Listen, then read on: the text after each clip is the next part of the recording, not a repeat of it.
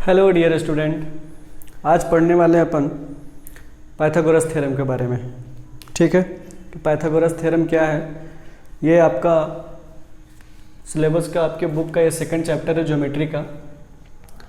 देखिए, Pythagoras theorem में सबसे पहले अपन पाइथागोरस थ्योरम के बारे में पढ़ेंगे। उसके बाद ज्योमेट्रिक मीन, इसी रूल से प्रूफ करेंगे ज्योमेट्रिक मीन थ्योरम क्या है। फिर उस पर बेस्ड कुछ प्रॉब्लम्स करेंगे तो पहला एक्सरसाइज आपका कंप्लीट हो जाएगा। ठीक है, तो देखिए सबसे पहले पाइथागोरस थ्योरम का स्टेटमेंट क्या है वो मैं बता रहा हूँ।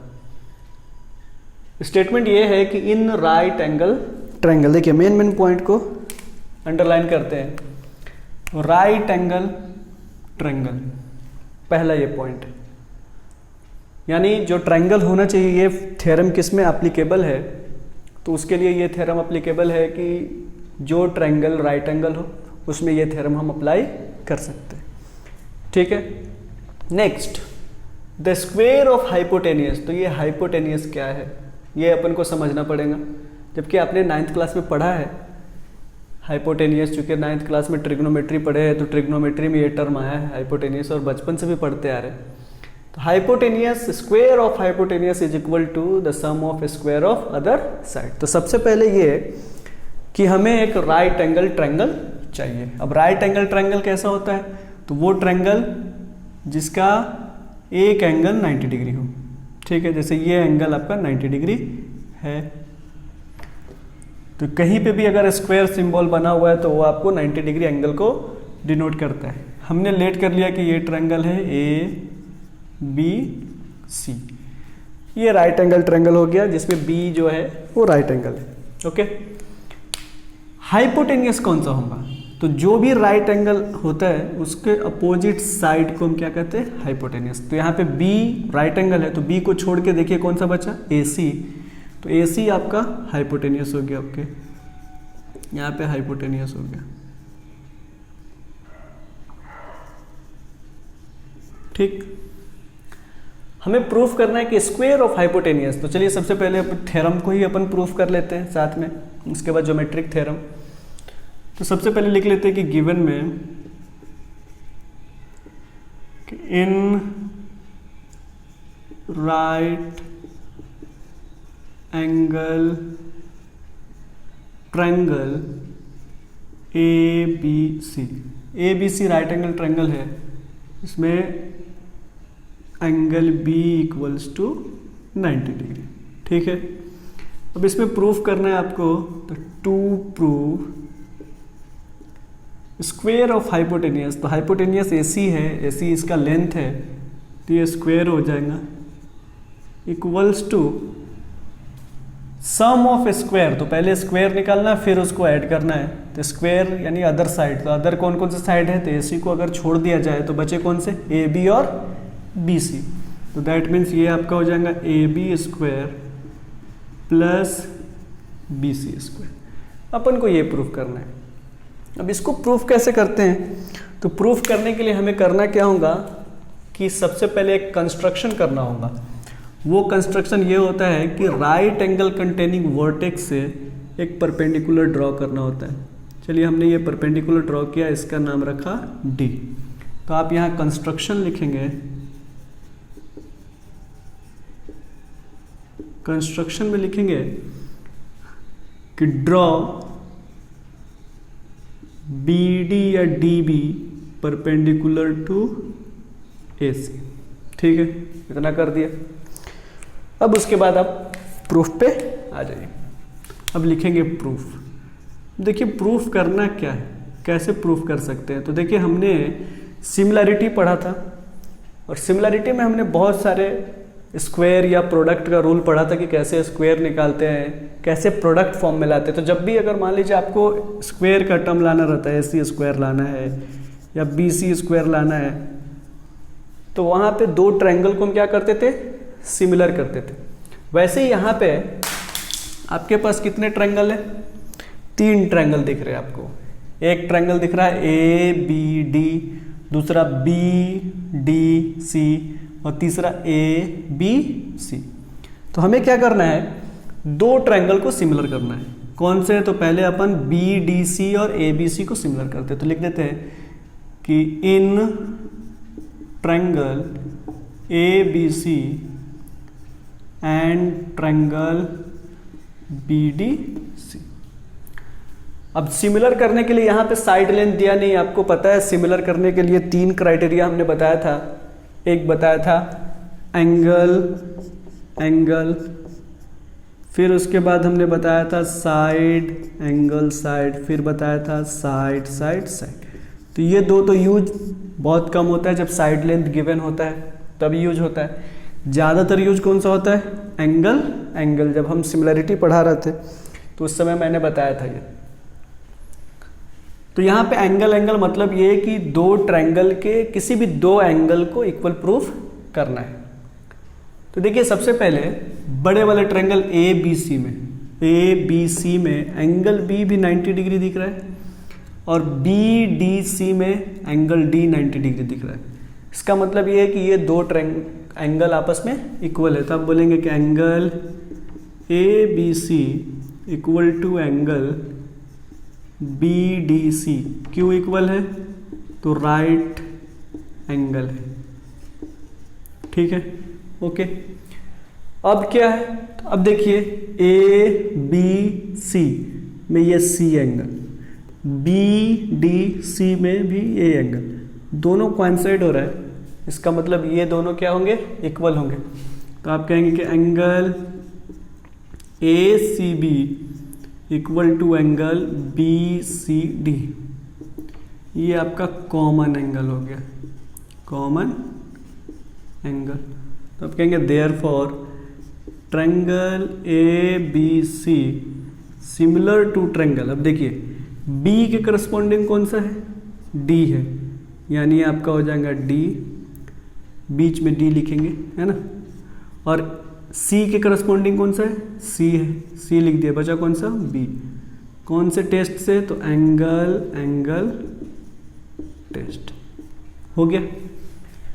अब क्या करना है? हमें दो साइड को लेना है, ठीक है। तो देखिए कौन कौन से दो साइड को लेंगे। सबसे पहले आपको लाना क्या है? तो हमें लाना है ए बी।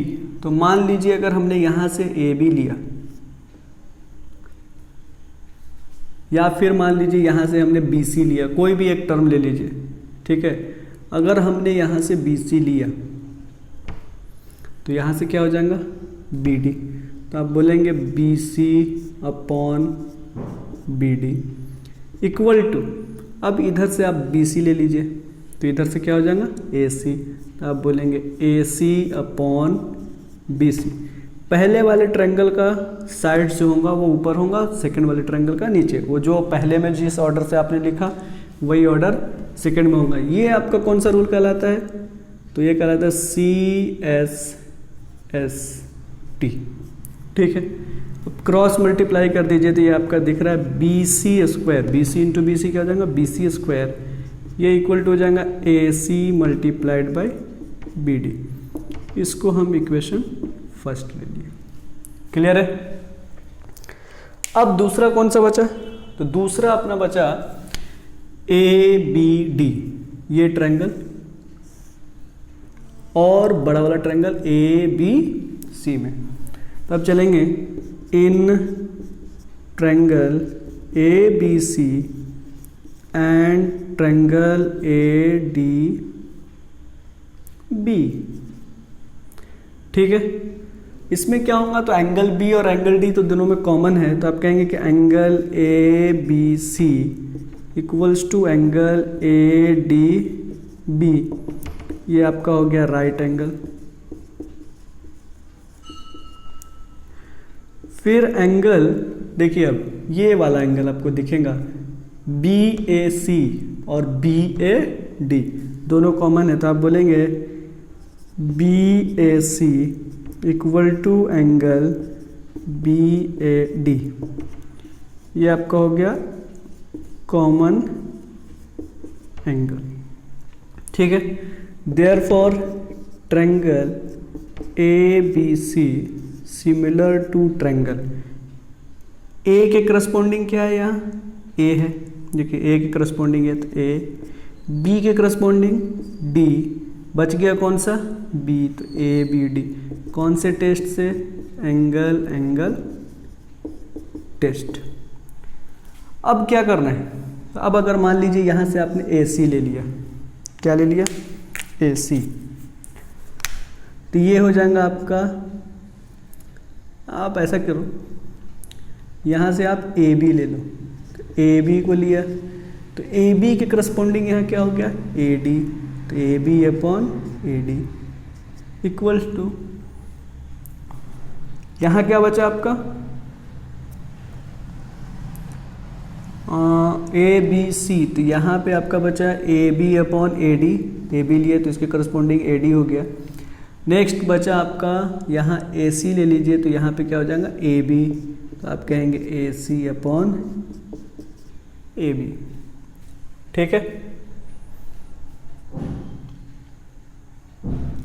इसको अगर क्रॉस मल्टीप्लाई करते तो ये आपका हो जाएगा A B square equals to A D into A C, और ये रीजन आपका लिख देंगे C S S T, clear है। ये A B square equals to, अब इसको आप सेकंड इक्वेशन लेट कर लीजिए, ठीक है। पहले वाले में शायद कुछ मिस्टेक हो गया होगा, ए बी सी, ठीक है, ए बी सी, सी के करस्पॉन्डिंग सी है एंड बी के करस्पॉन्डिंग डी है, तो आपने पहले बी सी लिया, तो बी सी के करस्पॉन्डिंग यहाँ डी सी आ जाएगा, बी सी के करस्पॉन्डिंग क्या हो जाएगा डी सी, तो यहाँ आप लिखेंगे डी सी, तो B C square equals to A C into C D हो जाएगा, ठीक है। अब क्या कीजिए, देखिए आपको यहाँ करना क्या है, यहाँ आर एच एस में आपको दिख रहा है ए बी स्क्वायर, यहाँ क्या दिख रहा है बी सी स्क्वायर, आपने यहाँ से बी सी स्क्वायर निकाला, यहाँ से क्या निकाला ए बी स्क्वायर। अब अगर इन दोनों इक्वेशन को ऐड कर दिया जाए तो क्या होता है देखते हैं, तो लिखिए add equation first and second, तो आप ऐड करेंगे तो ये हो जाएगा A B square plus B C square. जब भी दो इक्वेशन को ऐड करते हैं तो रूल क्या है कि LHS को LHS से और RHS को RHS से ऐड करते हैं, तो ए B square plus B C square equals to, इधर आपका आ जाएगा A D into A C plus A C into D C, ठीक है, ए सी इंटू डी सी। दिख रहा है आपको, LHS तो आपका आ गया जो लाना था, ला दिया हमने। अब RHS में ए सी स्क्वायर लाना है, तो देखिए यहाँ पे आपका ए सी, यहाँ पर भी ए सी कॉमन दिख रहा है दोनों टर्म में, तो ए सी को आपने बाहर निकाल दिया, तो क्या बचा आपका A D plus D C, ठीक है। ए डी कहाँ है, ये है ए डी, फिर क्या है डी सी, तो A D plus D C, ये कोलिनियर है ए डी सी, तो A D plus D C आपका क्या आ रहा है ए सी आ रहा है, तो आप यहाँ पे डायरेक्ट लिख सकते हैं A C into A C, that is A C square, hence proved, ठीक है। इतना लिख लीजिए।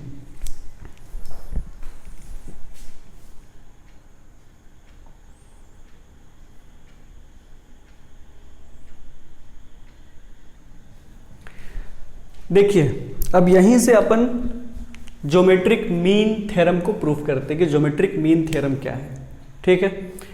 सबसे पहले ज्योमेट्रिक मीन थ्योरम के बारे में पढ़ लेते हैं कि है क्या, फिर उसको प्रूफ कैसे करेंगे। ज्योमेट्रिक मीन थ्योरम, ठीक है। देखिए ज्योमेट्रिक मीन थ्योरम ये कहता है कि the length of perpendicular drawn to the hypotenuse, है ना, हाइपोटेन्यूस पे जो परपेंडिकुलर ड्रॉन किए हैं वो क्या आपका बी डी है, तो length of square of length, square of perpendicular drawn to hypotenuse is equal to the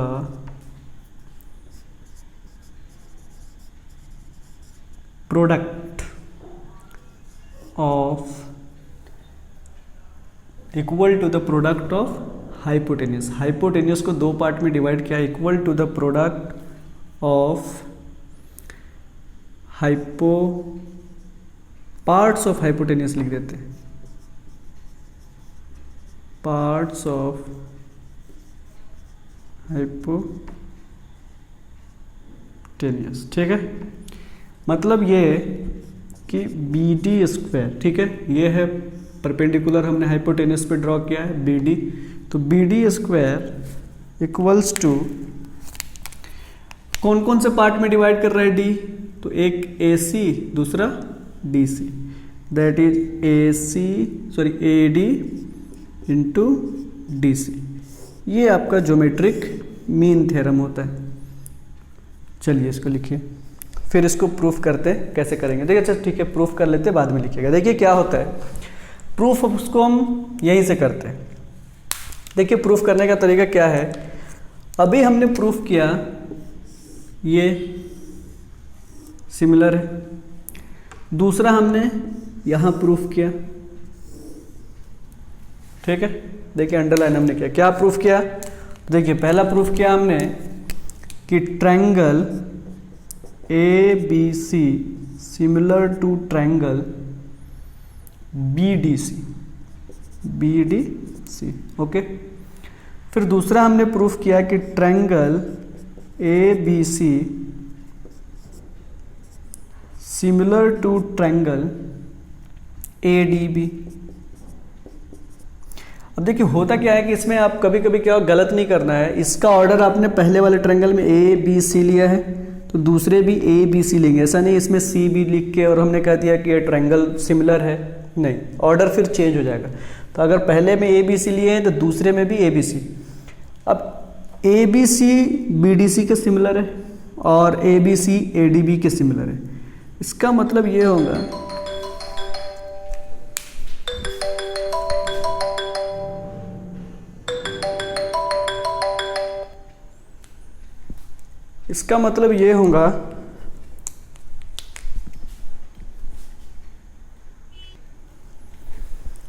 तो इसका मतलब ये होगा कि आपका triangle B D C similar to triangle A D B, इस प्रॉपर्टी को हम कहते हैं ट्रांजिटिव प्रॉपर्टी। तो हमने ट्रांजिटिव प्रॉपर्टी से दो ट्रायंगल को क्या कर लिया, सिमिलर कर लिया। अब क्या करना है, हमें ये दो ट्रायंगल के करस्पॉन्डिंग साइड्स को लेना है। यहाँ पे आपका बी डी दिख रहा है तो हमने बी डी ले लिया, तो बी डी के करस्पॉन्डिंग यहाँ क्या दिख रहा है, ए डी दिख रहा है, तो B D upon A D ये इक्वल टू हो गया। अब आप यहाँ पे बी डी को ले लीजिए, चूँकि बी डी स्क्वायर लाना है तो बी डी इधर से ले लिए तो इधर से क्या हो गया, डी सी हो गया, तो आप कहेंगे D C upon B D, और ये आपका हो गया C S S T C. Clear है। अब क्या करेंगे, क्रॉस मल्टीप्लाई कर दीजिए, तो ये हो जाएगा आपका B D square equals to A D into D C. ये तो प्रूफ करना था, प्रूफ हो गया, ठीक है। इसको लिख लीजिए।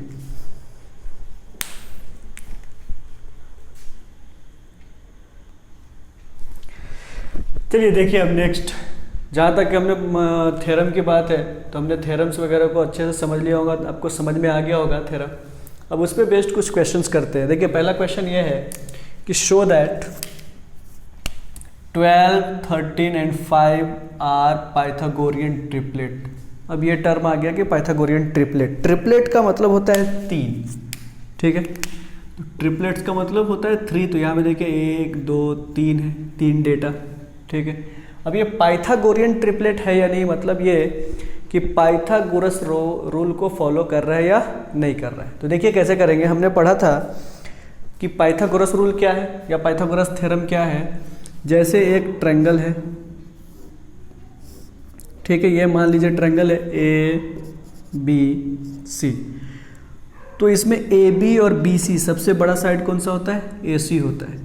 Hypotenuse is the longest side of right angle triangle, तो ये ए सी सबसे बड़ा है, मान लीजिए ए सी बड़ा है यहाँ पे बी सी से, ठीक है। यानी ऐसा लिखिए ए सी बड़ा है ए बी से और ए बी बड़ा है बी सी से, ठीक है। ऐसे हमें उससे मतलब नहीं है, सबसे लॉन्गेस्ट साइड, तो लॉन्गेस्ट साइड आपका कौन सा होता है, हाइपोटेनियस होता है। दैट मीन्स हाइपोटेनियस स्क्वायर ये इक्वल टू होता है दो अदर साइड के स्क्वायर के सम के इक्वल है, यानी that is A B square plus B C square, ठीक है। ये पाइथागोरस होता है, मतलब सबसे बड़ा जो नंबर है उसका स्क्वायर दो नंबर के स्क्वायर के सम के इक्वल होने चाहिए। जो इस रूल को फॉलो कर रहा है वो पाइथागोरियन ट्रिपलेट कहलाएगा, और जो उसको फॉलो नहीं कर रहा है वो नॉन पाइथागोरियन ट्रिपलेट होगा। समझ गए? तो जनरली अपन को प्रूफ ये करना है कि इसमें सबसे बड़ा कौन है, ए, तो उसको हम लेट कर लेते हैं, ठीक है। ए बी सी भी लेट कर सकते हैं, या फिर आप कुछ अलग टर्म भी लेट कर सकते हैं। तो सबसे पहले हम शो कर रहे हैं क्वेश्चन नंबर फर्स्ट, ठीक है। क्वेश्चन नंबर फर्स्ट में हमने लेट कर लिया कि लेट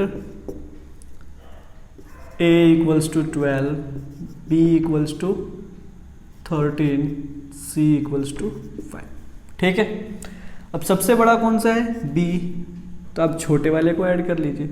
तो ऐसा आप कर सकते हैं, बी स्क्वायर निकालिए। तो बी कितना है आपका 13 स्क्वायर, और 13 का स्क्वायर कितना होता है 169, क्लियर।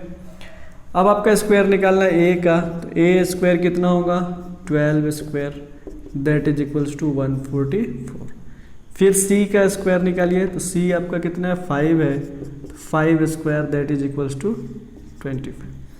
अब हमने क्या बताया कि पाइथागोरियन ट्रिपलेट में बड़े का square that is B square equals to A square plus C square यहाँ प्रूफ करना है। अगर ऐसा होता है तो आप कहेंगे कि ये A B C Pythagorean triplet है, और अगर नहीं होता है आप बोलेंगे पाइथागोरियन ट्रिपलेट नहीं है। तो हमें क्या करना है, ए और सी को ऐड करना है। यहाँ पे लिख देता हूँ a square plus C square equals to, तो ए का स्क्वायर कितना 144 है, सी का स्क्वायर कितना है 25, दैट इज इक्वल्स टू 169, और 169 किसका स्क्वायर है 13 का, तो आप लिखेंगे बी स्क्वायर।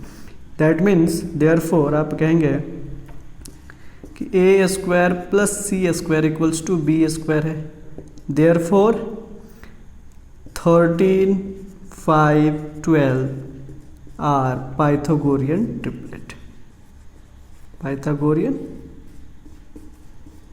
ट्रिपलेट, ठीक है। पहला हो गया शो। अब दूसरा देखिए क्वेश्चन क्या है।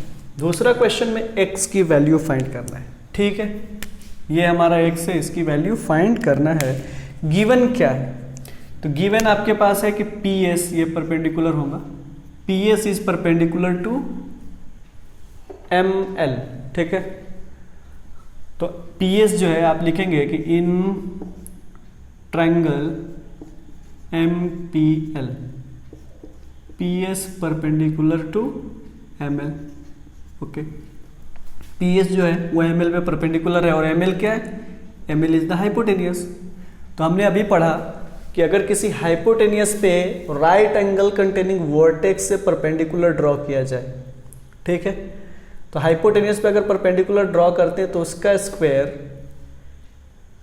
हाइपोटेनियस के दो पार्ट के प्रोडक्ट के इक्वल होता है। दैट मीन्स आप ये कहेंगे, यहाँ से सॉल्व करेंगे तो आपको क्या दिख रहा है कि PS square equals to PS square किसके इक्वल होगा, तो MS इंटू SL, ठीक है, MS इंटू SL। ये कौन से थ्योरम से हुआ, तो आप इसको बोलेंगे ज्योमेट्रिक थ्योरम से, ज्योमेट्रिक मीन थ्योरम,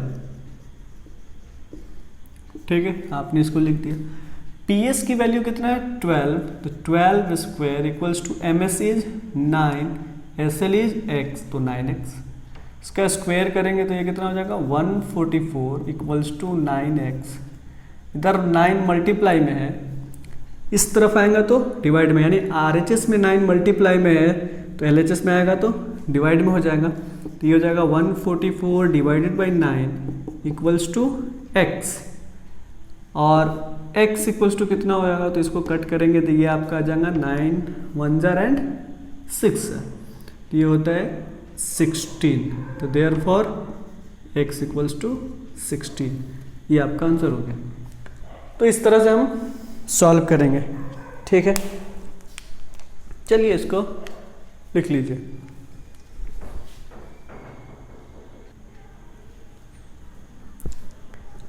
देखिए नेक्स्ट क्वेश्चन है, find the value of x in the given figure. x की वैल्यू फाइंड करना। देखिए यहाँ पे x किसका लेंथ है, QX का, तो लिखेंगे इन ट्रायंगल PQR, ठीक है। PS perpendicular to QS perpendicular to PR। PR क्या है, हाइपोटेनियस, हो चुकी है, राइट एंगल है तो ये हाइपोटेनियस होगा। दैट मीन्स यहाँ पे आप ज्योमेट्रिक मीन थ्योरम अप्लाई कर सकते हैं। What says geometric mean theorem, तो ज्योमेट्रिक मीन थ्योरम ये कहता है कि किसी भी राइट एंगल ट्रायंगल में परपेंडिकुलर हाइपोटेनियस पे ड्रॉ किया जाए तो उस परपेंडिकुलर का square that is QS square. तो आप यहाँ पे परपेंडिकुलर आपका QS है तो QS स्क्वायर ये इक्वल टू किसके होता है, तो that is the product PS into SR। तो आप कहेंगे that is equals to PS into SR। आप इसको लिखेंगे ज्योमेट्रिक मीन थ्योरम, ठीक है। तो QS की वैल्यू कितना है आपका x, that is x square equals to PS is 4 into 25, तो x स्क्वायर इक्वल्स टू 100। अब देखिए इधर स्क्वायर है, जब स्क्वायर को आप RHS या LHS साइड शिफ्ट करते हैं तो वह स्क्वायर रूट देता है। तो आपको x निकालना है तो x इक्वल्स टू क्या हो जाएगा, स्क्वायर रूट ऑफ 100। अब 100 किसका स्क्वायर है, 10 का, दैट इज 10। तो आपका आंसर हो गया x equals to 10, therefore x equals to 10, ये आपका आंसर हो गया। यहाँ देखिए जो सेकंड क्वेश्चन है, सेकंड क्वेश्चन में भी x की वैल्यू फाइंड करना है। आपके पास BD की वैल्यू दी हुई है, ये आपका BD है, BD 8 है, तो इसमें लिखेंगे in triangle ABC BD is perpendicular to AC। BD किसके परपेंडिकुलर है, AC के परपेंडिकुलर है। तो आप क्या कहेंगे, ज्योमेट्रिक मीन थ्योरम से देखिए BD AC। अब सबसे पहले अब इसमें देख लीजिए कि BD स्क्वायर इक्वल्स टू क्या होता है, AD इंटू DC। आपके पास AC गिवन है और AD गिवन है x, DC कैसे निकालेंगे, तो सबसे पहले आप निकाल लीजिए कि AD इक्वल्स टू आपका x है और AC इक्वल्स टू 20। आपको फाइंड करना है DC। तो देखिए AC में से अगर आपने AD को माइनस कर दिया तो क्या बचा, DC बचेगा। आप बोलेंगे DC equals to AC minus AD। AC कितना है 20 माइनस AD, तो AD आपका हो जाएगा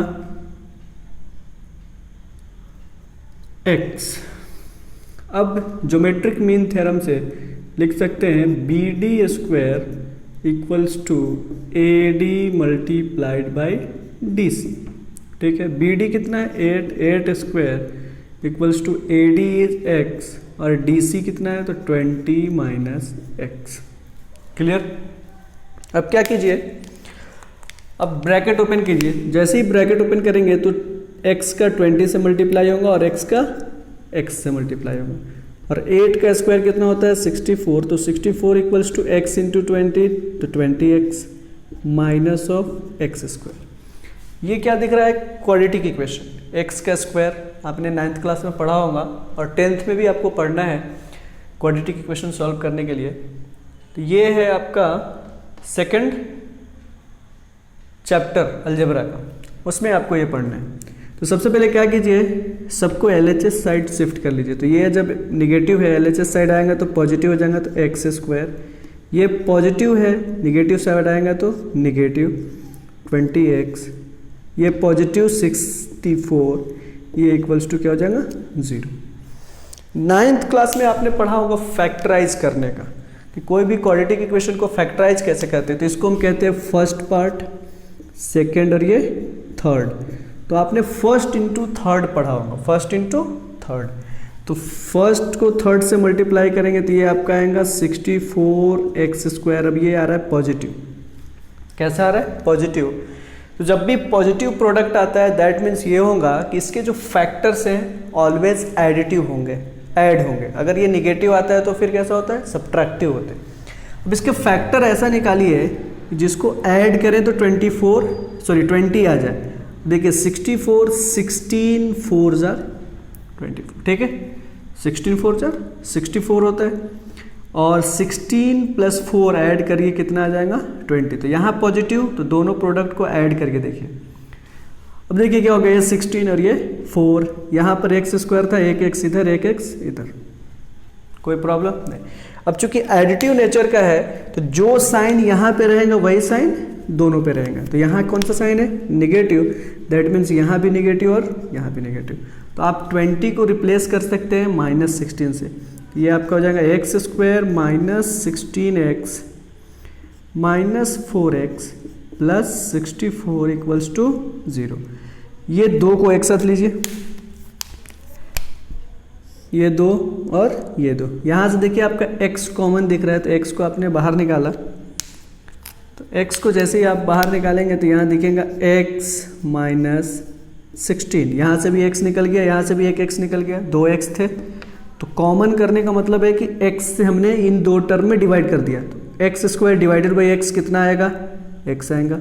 16x को x से डिवाइड करेंगे कितना आएगा? 16। अब यहाँ पे देखिए क्या कॉमन आ रहा है, तो 4 कॉमन है। यहाँ पे क्या कॉमन है? 4।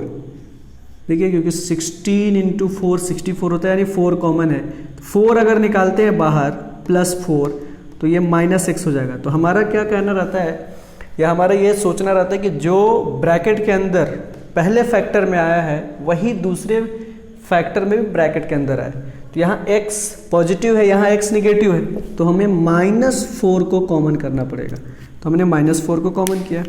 जैसे ही -4 को कॉमन किया तो माइनस से आप इसमें डिवाइड करेंगे तो ये प्लस हो जाएगा, यानी दैट इज ये प्लस, और ये प्लस से इसमें माइनस से डिवाइड करेंगे तो ये क्या हो जाएगा? -16 = 0।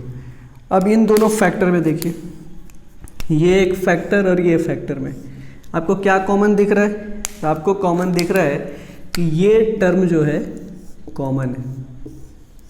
तो आप इसको कॉमन निकाल लीजिए, निकालिए x - 16 कॉमन निकाले तो क्या बचा? इधर x और इधर क्या बचा? -4, ये = 0।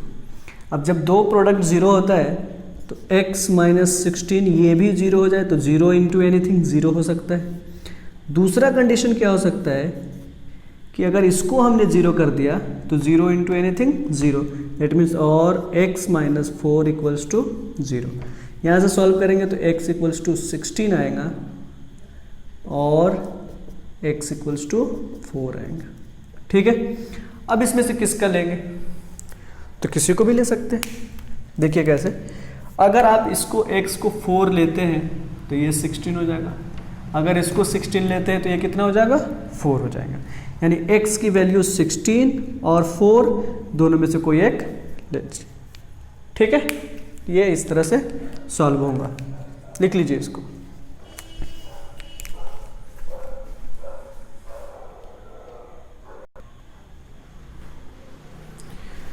देखिए नेक्स्ट टॉपिक जो अपन डिस्कस करने वाले हैं वो है 30, 60, 90 थ्योरम। 30, 60, 90 थ्योरम क्या कहता है कि एक ट्रायंगल हो, एक ट्रायंगल में एंगल्स जो प्रेजेंट हो कैसे हो? 90, 60। तो ये अगर 90 और ये 60 है तो रिमेनिंग एंगल कितना हो जाएगा? 30। ये आपका एंगल हो जाएगा 30। ठीक है, तो 90, 60 एंड 30। या फिर ऐसा भी हो सकता है कि in right angle triangles other two angles are 30 and 60। तो क्या कहते हैं कि जो 60 के अपोजिट एंगल होता है, तो angle opposite to 60, sorry side opposite to 60, side opposite to 60 degree.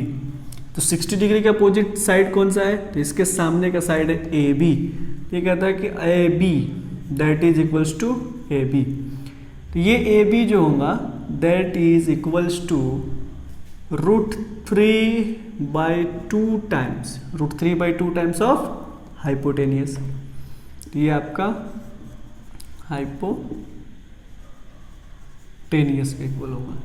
अगर ए बी की हम बात करें तो ए b equals to √3/2 times of a सी।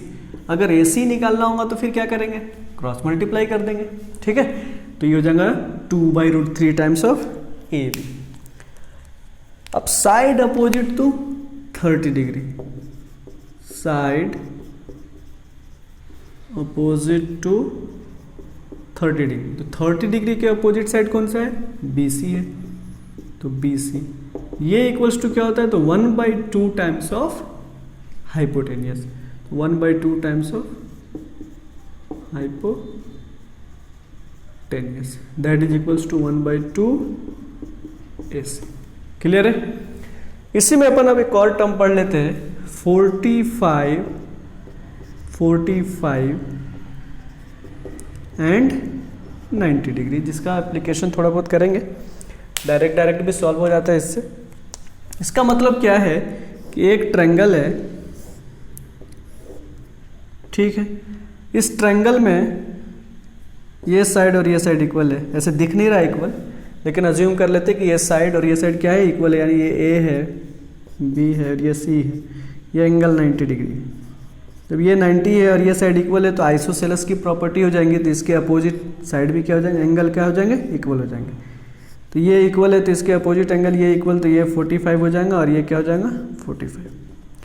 तो अगर किसी ट्रायंगल में ऐसा कॉन्सेप्ट हो जाए कि दो एंगल 45 है और तीसरा एंगल 90 ऑटोमेटिक हो जाएगा, तो इस सिचुएशन में क्या कहलाता है कि ये जो इक्वल साइड है, तो इक्वल साइड कौन सा है, AB और BC। तो यहाँ पे आपका AB इक्वल्स टू BC, ये दोनों इक्वल साइड है। इक्वल साइड जो होता है वो आपका 1/√2 टाइम्स ऑफ AC, तो 1/√2 टाइम्स ऑफ AC, ये आपको याद करना है, ठीक है। अब इस पे बेस्ड कुछ न्यूमेरिकल्स भी दिए रह सकते हैं, जैसे मान लिया जाए दिया हुआ हो कि ये एक ट्रायंगल है, ठीक है, इसमें आपका ये साइड और ये साइड इक्वल है और ये एंगल क्या है 90 डिग्री, ठीक है, ओके, मान लिया। अब इसकी वैल्यू आपको मान लीजिए 5 दिया हुआ है, ये भी कितना दिया है 5। आपको फाइंड करना है, ये PQR है, फाइंड करना है PR क्या होगा, ठीक है। अभी हमने बताया कि अगर किसी ट्रायंगल में मान लिया जाए दो साइड इक्वल है और एक एंगल 90 डिग्री है, जब दो साइड इक्वल है, एक एंगल 90 है, तो ये एंगल और ये एंगल आपस में इक्वल होंगे, यानी दैट मीन्स ये 45 और ये भी क्या 45 डिग्री हो जाएगा, ठीक है। ये एंगल भी 45, ये एंगल भी 45, दैट मीन्स ये कि हम 45 एंगल प्रॉपर्टी यूज कर सकते हैं, ठीक है। तो यहाँ पे आप कहेंगे कि QR, अब ये चूंकि दोनों तो इक्वल होता है, किसी एक को ले लिए, ये QR इक्वल्स टू क्या होता है, तो 1/√2 times of hypotenuse that is PR। और आप यहाँ पे लिख दीजिए 45 90 थ्योरम से हमने लिख दिया, 45 90 थ्योरम। अब हमें किसको निकालना है, PR को निकालना है, तो PR इक्वल्स टू क्या होगा, तो PR को छोड़ दीजिए, इधर से ये √2 डिवाइड में है, इधर आएगा तो मल्टीप्लाई में, तो आप लिखेंगे QR √2, ये इक्वल टू आपका हो जाएगा PR। वैल्यू पुट कर दीजिए, तो QR कितना है 5, तो 5√2 इक्वल्स टू PR, ये आपका आंसर हो गया। इस तरह से सॉल्व करेंगे, ठीक है। अब अगर मान लिया जाए, कभी कभी ऐसा भी क्वेश्चन हो सकता है कि आपको PR दिया हुआ हो और इक्वल साइड निकालना हो, ठीक है, वो भी निकाल सकते। चलिए उस टाइप के भी क्वेश्चन पे प्रैक्टिस कर लेते हैं। जैसे मान लिया जाए कि एक ट्रायंगल है, ठीक है, ये मान लीजिए ट्रायंगल, इसमें ये वैल्यू √8 दिया हुआ है और आपका ये साइड इक्वल टू ये साइड दिया है, ये आपका 90 डिग्री है, ठीक है, ये आप मान लीजिए P है, ये Q है और ये क्या है, R है। आपको फाइंड करना है कि PQ कितना होगा। ठीक है, तो हम जब ये साइड इक्वल है तो ये एंगल कितना हो जाएगा 45, ये एंगल भी कितना हो जाएगा 45 डिग्री। ठीक है, तो आप कहेंगे कि PQ इक्वल्स टू क्या हो जाएगा, तो 1/√2 टाइम्स ऑफ PR, और ये आपका 45 90 डिग्री से हो जाए। क्लियर है। अब PQ निकालना है तो PQ को छोड़ दीजिए, 1/√2 टाइम्स ऑफ √8। क्लियर है। और देखिए आपने पढ़ा था पिछले क्लास में कि अगर मान लीजिए √A/√B हो तो इसको आप ऐसा लिख सकते हैं √A/B, ये रूल होता है।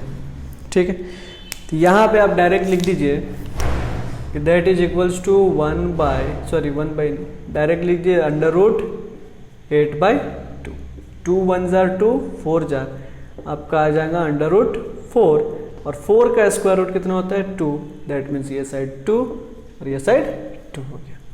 क्लियर है, लिखिए इसको।